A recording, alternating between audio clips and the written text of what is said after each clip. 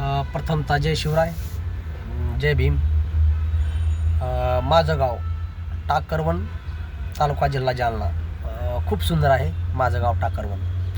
मला कोणीही विचारलं, आम्ही सध्या पुण्यामध्ये कामानिमित्त आलेलो आहे राहायला, तर मला कोणी विचारलं की तुला सगळ्यात जास्त काय आवडतं, तर मी सांगतो माझं गाव टाकरवन.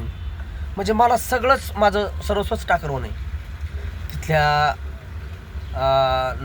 तिथले जे गाव आहे माझं, तर गावातली कुठलीही सुविधा असो, तिथले रोड, तिथले रस्ते, तिथलं म्हणजे तिथलं मला सुख समृद्धी पाहावीशी वाटते. कोणाला घरकुल मिळालं, कोणाला पाणी लागलं विहिरीला, कोणी JCB घेतला, कोणी ट्रॅक्टर घेतला, कोणी टेम्पो घेतला, मला खूप आनंद होतो. खरं सांगतो, माझं गाव हे खूप सुंदर आहे. माझ्या गावात जातीभेद बिलकुल नाही आहे. आम्ही सगळेच, कोणाचं लग्न असलं, कोणाचं काही हो, सगळं एकत्र येऊन काम करतो. सगळंच धर्मातले लोक एकत्र येऊन आम्ही ते कार्य पार पाडत असतो. माझ्या गावात एक वैशिष्ट्य आहे माझ्या गावाचं. माझ्या गावामध्ये मंदिरं, हे माझ्या गावासारखी मंदिरं कुठल्याच गावात नाहीत.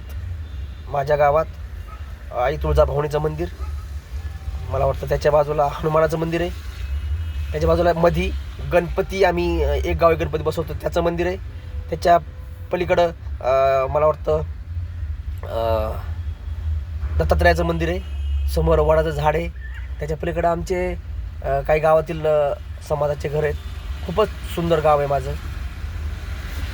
तुम्ही कधी एकदा आले माझ्या गावामध्ये, माझं गाव गावात जाईपर्यंत दिसत नाही. गावात जोपर्यंत माणूस जात नाही तोपर्यंत माझं गाव दिसत नाही. म्हणजे इतकं झाडीमध्ये माझं गाव आहे. आणि वरती सावंगी तलाव आहे. सावंगी तलाव, तिथून एक नदी आलेली आहे. ती नदी अशी 2 ठिकाणी झालेली आहे, फुटलेली आहे. आणि इकडून वढा, डावीकडून वढा आणि उजवीकडून नदी, आणि मध्ये माझं गाव आहे त्याच्यामध्ये. आणि पुढे गेल्यानंतर पुन्हा ते मिळालेलं आहे विरेगावकडे गेल्यानंतर. त्याच्यामुळं माझं गाव हे बेटावरती आहे. आणि सर्वच जे धान्य हे माझ्या गावात पिकतं. केळी आहे, द्राक्षे आहेत, त्याला आपण अंगूर म्हणतो, अंगुराचे लागवड आहे, केळी आहे, ऊस आहे, कपाशी आहे, ज्वारी आहे, बाजरी आहे, मका आहे, नाचणी आहे, भुईमुग आहे, मूग आहे. सर्वच माझ्या गावात पिकतं. माझ्या गावात हर एक प्रकारची शेती आहे. आपण म्हणतो त्याचे चिपाडाची, ती पण शेती आहे. काळीची प्युअर शेती ती पण आहे. बराडाची शेती ती पण आहे. माझ्या गावात गायरान जमीन आहे. तिथं नर्सरी लावलेली आहे, त्याच्यामध्ये झाडं झुडपं आहेत. इकडे खारीला पण जंगल आहे. असं माझं गाव आहे.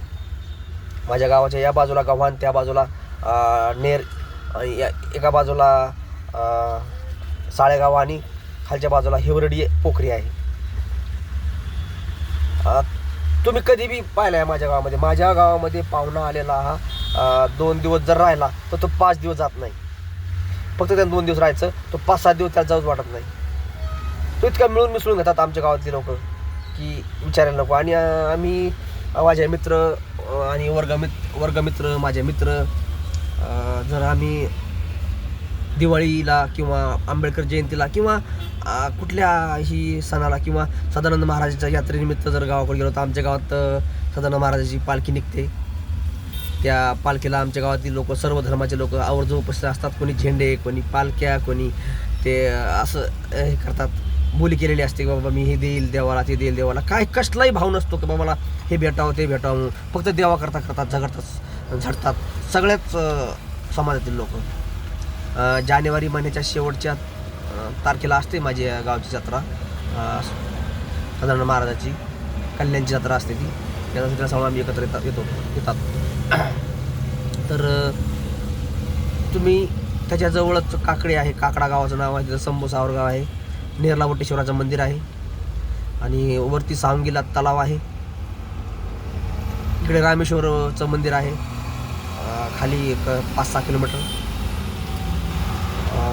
मोजपुरीमध्ये. तर तुम्ही कधी या आमच्या गावाला, तुम्हाला जावंच वाटणार नाही. माझ्या गावाचं सुख हेच माझं सुख आहे. मी कधीही माझ्या गावाकरता ईश्वराकडे प्रार्थना करतो की माझ्या गावाचं कधीही चांगलं हो, कुठल्याही समाजाचं चांगलं हो. बाबा एखाद्या आईला विहिरीला पाणी लागलं, एखाद्यानं JCB घेतला, एखाद्यानं टेम्पो घेतला, एखाद्यानं काही जर त्याची उन्नती होत असेल तर मला खूप आनंद होतो. असं माझं गाव आहे. माझ्या गावातले मित्रमंडळी, माझे वर्गमित्र, मैत्रिणी सर्वच त्यांना मी आता खूप मिस करतो. मी पुण्याला आलेलो राहायला, त्यामुळं ते होतं मिस थोडं. आता वर्गमित्र भगवान, अरुण, मला वाटतं काकासाहेब, विक्रम, जयवंत लंके, हेमंत लंके, असे बरेच नाव सांगता येतील मला आता. सध्या नाव ध्यानात नाही त्यांचे. जय भीम, जय शिवराय.